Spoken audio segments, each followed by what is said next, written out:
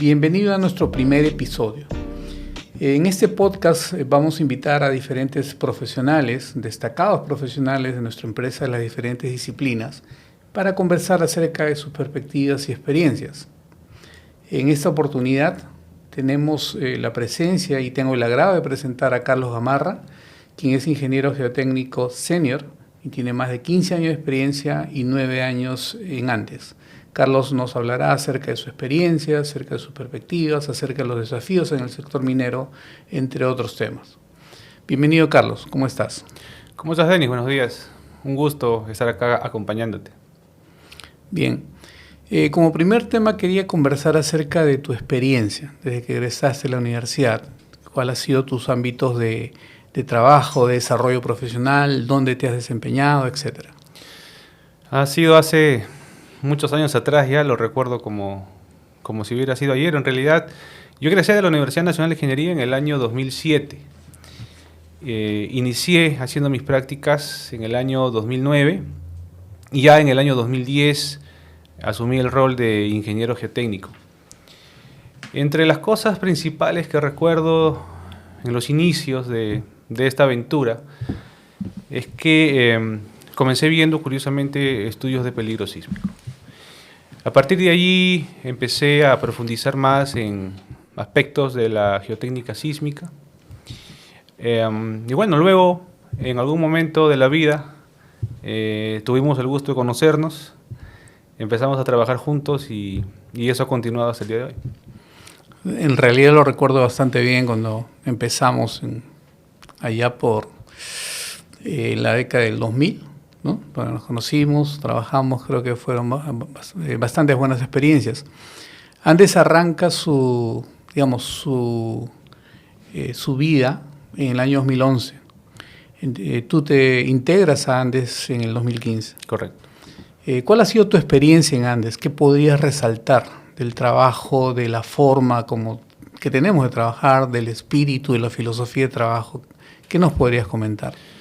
Bueno, en realidad muchas cosas positivas. En Andes realmente he aprendido muchas cosas. Lo principal que rescato es la capacidad técnica que tiene cada uno de los profesionales que integramos la empresa. Día a día en cada proyecto nunca termino de aprender, siempre hay cosas nuevas. Y lo importante y lo que más me gusta es que no solamente aprendo de personas que tienen más experiencia que yo, sino también aprendo de profesionales jóvenes. Hoy en día la información está tan al alcance de uno que realmente es cuestión simplemente de buscarla, leerla y procesarla. Entonces, los trabajadores, los profesionales, los amigos con los que interactúo día a día hacen que esa aventura sea llevadera. Si bien hay momentos en los que, digamos, hay bastante trabajo, hay bastante estrés, pero creo que al final la sensación de tener realizado un proyecto es lo que te motiva a continuar en el día a día, en este trabajo. Bueno, soy testigo en realidad que no solamente has aprendido, sino sobre todo has enseñado, ¿no? O sea, estás dejando un legado importante a las generaciones que vienen. A ver, tú eres bastante joven, ¿no? Sin embargo, tu experiencia acumulada es bastante importante.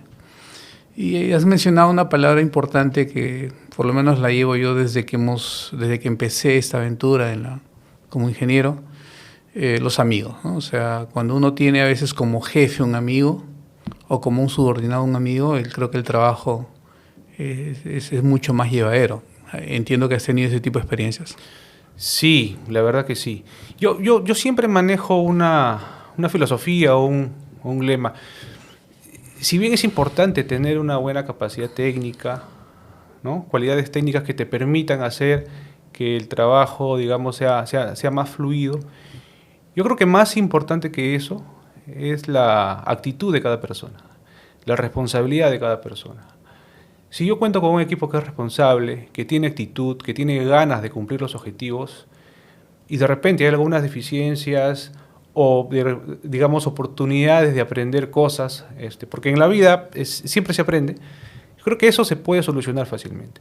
Pero si tengo un equipo que no tiene actitud, que no tiene ganas, es muy complicado llevar a cabo estos proyectos. Motivación. Motivación. Afortunadamente, durante todos estos años de trabajo, siempre he tenido gente, amigos profesionales, que tienen esa motivación. Claro, eso marca la diferencia, ¿no es cierto?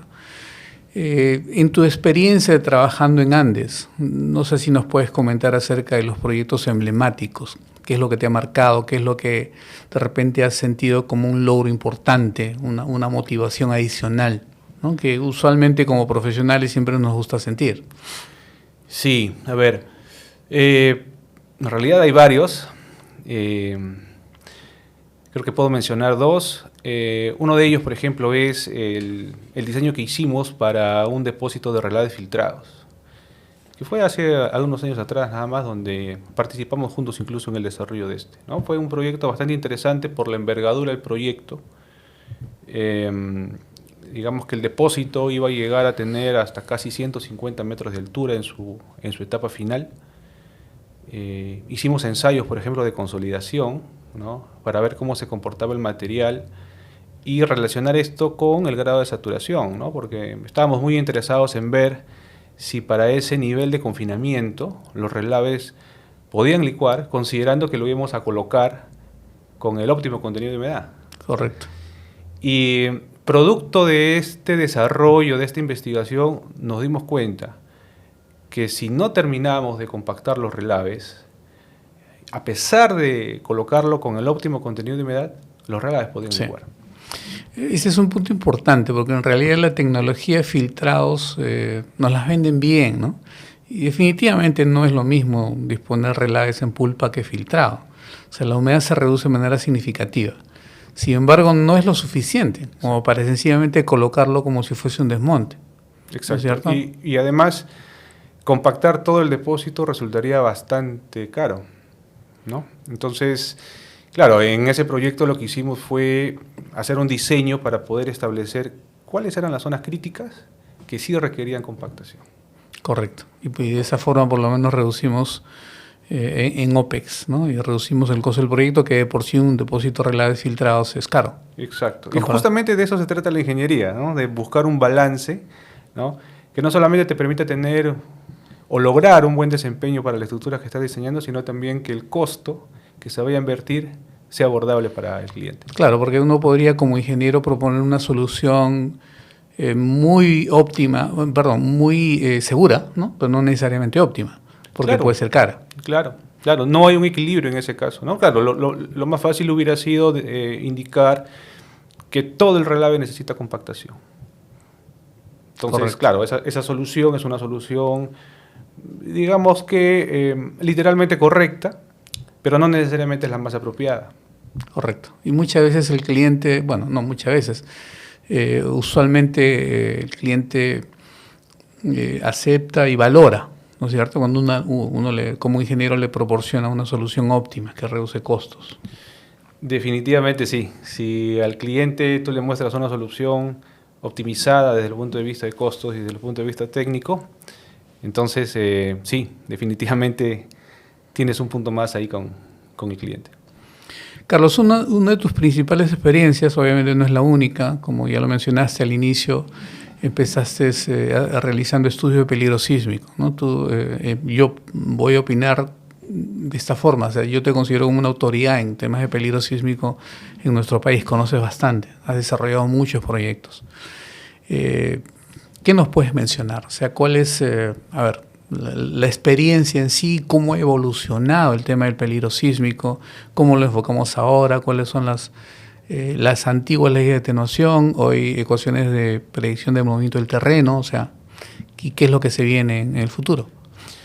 Muchas gracias, Denis, por lo de autoridad. En realidad no creo que todavía esté en ese nivel, pero hacemos todo el esfuerzo posible para poder cumplir con un desarrollo óptimo en cuanto a estudios de peligro sísmico. Bueno, y cuando yo empecé a desarrollar estos tipos de estudios, recuerdo mucho que utilizaba expresiones de atenuación que únicamente te podían dar valores a nivel de PGA o aceleración máxima en el terreno. Digamos, estas expresiones lo único que hacían era correlacionar estas aceleraciones máximas con periodos de retorno.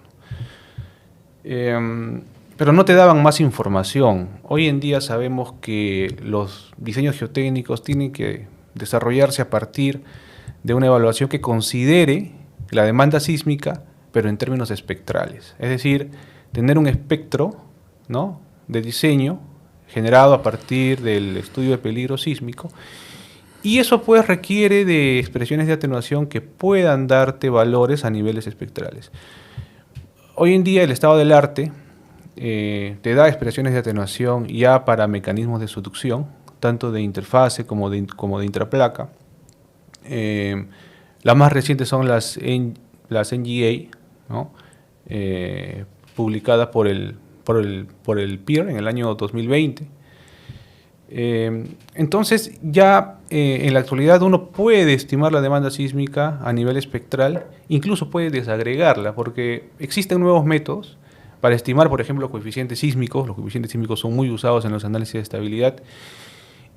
Y estos métodos modernos te permiten estimar los coeficientes sísmicos considerando el mecanismo del sismo. En este caso, por ejemplo, si estamos diseñando un proyecto en los Andes, lo ideal sería utilizar un espectro específicamente para una fuente de intraplaca, cosa que antes no se podía hacer. Antes se utilizaba directamente el espectro, que es un envolvente, pero que no está, digamos, calculada para un mecanismo en especial o en particular. Correcto. Es interesante en realidad ese tema de peligro sísmico, periodo de retorno, métodos probabilísticos, determinísticos. Una de las preguntas que algunas veces me han hecho, por ejemplo, es cómo se relaciona el sismo máximo creíble con un periodo de retorno probabilístico, ¿no? Porque los nuevos estándares en realidad, por ejemplo, recomienda pues, que para consecuencia extrema deberíamos diseñar en zonas de baja sismicidad con 10.000 años, ¿no?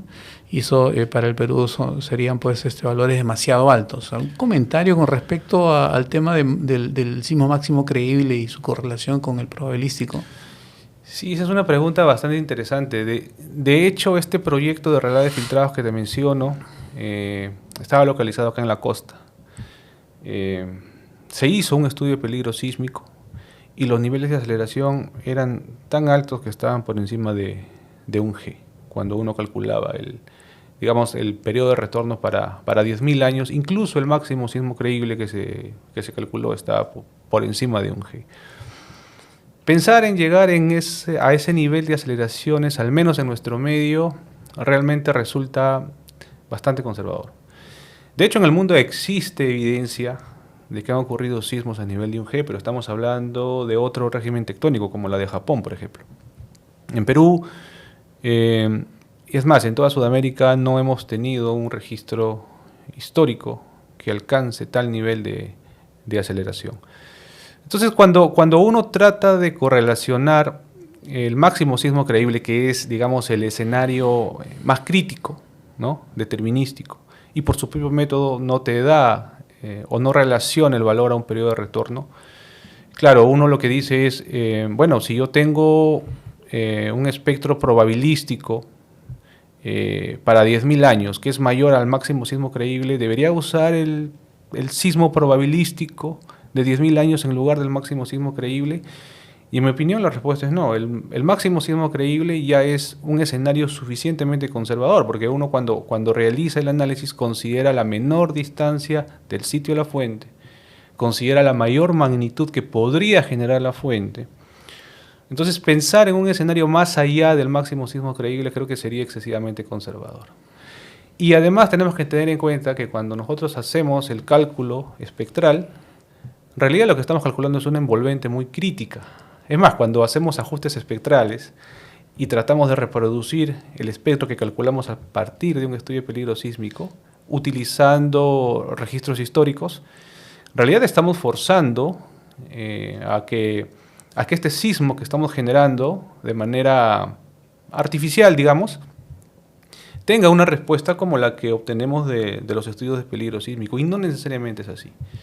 Hay una metodología que uno puede aplicar que se llama el espectro medio condicionado, que refina la estimación a nivel espectral. Creo que eso podría ser eventualmente una mejor aproximación a lo que podríamos tener en la realidad. Entonces, definitivamente 10.000 años es absolutamente conservador. Sí, resulta bastante conservador. Y claro, la explicación en realidad no es tan complicada, ¿no? Digamos que quienes desarrollan estos criterios normalmente, por ejemplo, son países norteamericanos, ¿no? Por ejemplo, Canadá, Estados Unidos. Claro, ellos tienen un nivel de aceleración para esos periodos de retornos que no son comparables necesariamente con los nuestros, ¿no? Ellos tienen un continente muchísimo más ancho, ¿no? Sus depósitos de relave no necesariamente están en la costa, cerca de la zona de subducción. Entonces, para esa realidad, hablar de 10.000 años podría ser más manejable en comparación con nosotros, correcto, donde nuestros proyectos en los Andes están a una distancia aproximada de 100, 120 kilómetros. de la zona de subducción. De la zona de subducción. Correcto, son otras condiciones. Y quizás estas grandes aceleraciones que se obtienen en el proyecto, como tú mencionas, han sido obtenidas a partir tal vez de ecuaciones no muy aplicables para nuestra realidad. Y sí, eso es un punto bastante importante. Lo cual es muy usual en empresas extranjeras que eventualmente no conocen o desconocen la realidad sísmica en el Perú, ¿no? Sí, a ver, las expresiones del PIR, por ejemplo, del año 2020, que son el estándar actualmente, consideran información de registros históricos a nivel mundial, ¿no? Y a partir de eso uno estima estas ecuaciones de predicción del movimiento. Sin embargo, cuando se quiere llevar estas expresiones ya a un nivel más regional, es decir, por ejemplo, para Sudamérica, la data que todavía se tiene para poder hacer esto no es muy robusta. Entonces, las predicciones, digamos, tienen cierto sesgo aún. Yo creo que en el tiempo esto se va a ir superando, ¿no? Con el registro, pero lo ideal, como bien dices tú, sería poder contar con expresiones propias, ¿no? Para la zona que se esté analizando. Bueno, en eso estamos, ¿no? Ese es el camino, sí. Correcto. Bueno, estamos trabajando en eso y ojalá que pronto podamos tener noticias. Sobre otro tema, que también es tu experiencia, ¿no? A veces eres muy modesto, Carlos, pero tu experiencia es bastante grande. Acerca de los análisis de riesgos, ¿no? Hoy en día se hace con mucha frecuencia y siempre se discute si el análisis de riesgo debe ser únicamente cualitativo, como muchas empresas lo tienen como estándar, o deberíamos llevarlo a un análisis cuantitativo, que es bastante más complejo, pero que eventualmente no deja de tener subjetividades en el análisis, o tal vez un semicuantitativo. Me gustaría saber tu opinión, ¿no? ¿Cuál debería ser ahí el camino en el análisis de riesgos? Sí, el análisis de riesgo en realidad es un tema bastante apasionante, hay muchas cosas que ver. Lo que yo pienso es que yo soy de la idea de siempre ir de lo más sencillo a lo más complejo. Entonces, en ese sentido, creo yo que lo ideal en las etapas tempranas de ingeniería, creo que es fundamental empezar, por ejemplo, con un análisis de trade-off. Un análisis de trade-off, de hecho, ya es una manera de evaluar el riesgo, porque tú te pones en múltiples escenarios, y yo diría que es el primer paso importante para tener éxito en el desarrollo de un proyecto, que muchas veces, por cuestiones que no voy a mencionar, no se realiza. Pero, por ejemplo, si tú diseñas un depósito de relaves en una zona donde la cimentación es blanda, ya te estás comiendo un gran problema en el futuro. Te vas a comer un gran problema en el futuro, definitivamente. Entonces, esos estudios de trade-offs son el primer paso en una evaluación de riesgos. Claro, una vez que pasas esa etapa y ya comienzas a desarrollar el proyecto en sí, bueno, en ese caso sí, ¿no? Ya podrías empezar a hacer, por ejemplo, una evaluación cualitativa, si estás, por ejemplo, en una etapa de prefactibilidad, hacer de repente un análisis tipo FMA, si estás en una etapa de factibilidad, y producto de este análisis de FMA, lo importante es identificar cuáles son los principales riesgos, los riesgos que potencialmente podrían generar una falla catastrófica en el depósito de relaves, ¿no? Una falla hipotética, dicho de paso, porque uno diseña para que justamente eso no pase. Y quizás los riesgos más importantes o que resulten más críticos, poder eventualmente llevarlo a una evaluación cuantitativa, que es una evaluación mucho más sofisticada y que requiere de mayor trabajo también. Lo principal ahí es siempre nuevamente, tener un equilibrio, y ese equilibrio en términos de riesgo se llama cumplir con el criterio ALARP, ¿no? Que es reducir el riesgo tanto como se pueda, pero buscando un balance entre el beneficio-costo. Correcto. Y sobre todo que si, o sea, identificar los potenciales mecanismos o modos de falla, ya desde un punto de vista cualitativo uno tiene idea de cuáles son esos riesgos, cuáles son las medidas que se tienen que tomar y que existe un compromiso, ¿no es cierto?, de la mina, el propietario, a poder reducir sus riesgos, sobre todo los que están en condición moderada o alta. Si el riesgo es bajo, probablemente no haya mucho que hacer. Pero creo que todavía hay un camino largo por recorrer en ese tema. Definitivamente. La industria minera es una industria que tiene estándares muy altos. A veces hay personas que, digamos, generan desinformación en este punto, pero para poner eso en contexto, la industria minera actualmente, en términos de riesgo, busca tener una tolerancia al riesgo mucho más elevada que, por ejemplo, la industria aeronáutica.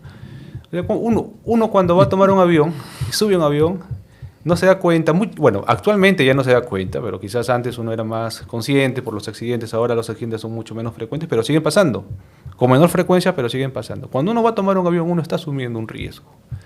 Ok, la industria minera diseña para un riesgo menor. Entonces, el estándar que la industria minera tiene en términos de riesgos es muy alta.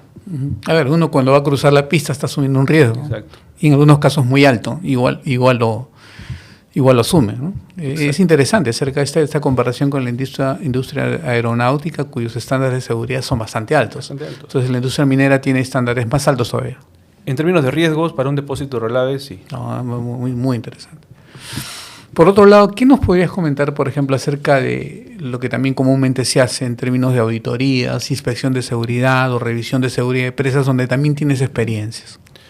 Sí, de hecho yo recuerdo mucho una inspección de seguridad de presas donde tuvimos que hacer, digamos, una auditoría a varias unidades mineras, así que el viaje que hicimos fue bastante largo. Pero estos trabajos no solamente tienen como fin revisar los diseños que se han hecho, el principal fin es poder establecer cuál es la condición de estabilidad del depósito en la actualidad. O sea, ese es el principal objetivo, el principal espíritu de una revisión de seguridad de presas o de una auditoría. Cuando hablamos de estabilidad del depósito de relaves, no solamente me refiero a la estabilidad física, también está la estabilidad química, por ejemplo, ¿no? Cómo funciona, por ejemplo, el sistema de manejo de aguas que se está teniendo en un depósito de relaves. Eso es clave para un depósito de relaves porque, digamos, la historia muestra que los depósitos que han fallado, en su mayoría es porque han tenido mucho contenido de agua. Entonces el manejo de agua es fundamental. Absolutamente. En el depósito de relaves, ¿no? Entonces pasa por ahí, ver por ejemplo qué oportunidades de mejora se tiene. Por ejemplo, si el depósito de relaves tiene identificado plenamente controles críticos. Muchas veces, llevamos algunos controles, ¿no?, para la operación de un depósito de relaves, pero no tenemos registrado e informado cuáles son los controles críticos. Un control crítico es aquel control que si falla, por más que tengas otros controles, la presa se pone en inminente riesgo de falla. Esa es la definición de un control crítico. Entonces es fundamental definir controles críticos para un depósito de relaves y no solo eso, sino medir el desempeño de la presa. Y para medir el desempeño de la presa, definitivamente necesitas instrumentar la presa. Sí, definitivamente son estructuras críticas, ¿no? Y hemos tenido experiencias negativas de fallas de este tipo de estructuras. Y es por eso también que nace el estándar global, que ojalá que muchas empresas, la mayoría o todas, ¿no?, se puedan alinear al mismo, por lo menos a guías internacionales que permiten reducir riesgos de manera significativa, ser más responsable y ser más sostenible en el largo plazo. Carlos, muchas gracias por compartir tus experiencias, por estar aquí hablando de tu trayectoria profesional. Y para terminar, quisiera que nos des algún comentario, alguna reflexión que podrías hacer, eventualmente una recomendación a nuestros futuros ingenieros que seguramente te van a estar viendo. Bueno, Definitivamente mi recomendación sería que nunca pierdan la actitud. La actitud es un punto clave del éxito en el desarrollo profesional. Excelente, Carlos. Nuevamente, muchas gracias. No, gracias a ti, Denis. Hasta la próxima. Los invitamos a seguirnos en nuestras redes sociales y también en los próximos episodios, donde invitaremos a grandes expertos que son grandes profesionales de nuestra empresa Andes. Muchas gracias y hasta la próxima.